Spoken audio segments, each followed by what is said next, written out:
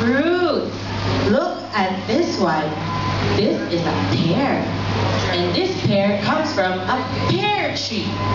How about this fruit? This is a lemon. A lemon comes from a lemon tree. How about this? This is an orange.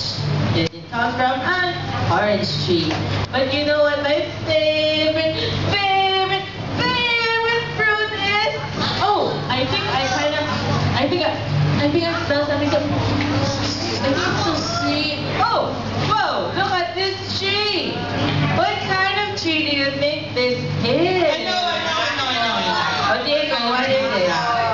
Well, it looks like an orange tree, but then, there's lots of mango, so it must be a mango tree. That's right! This is the mango tree. Look at its fruit. We know a tree by its fruit. And as long as this tree is connected to the ground, it will always produce fruit.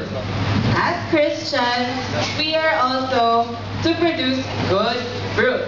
But not this kind of fruit. Imagine that. Can we grow fruit like this? Of course not, right?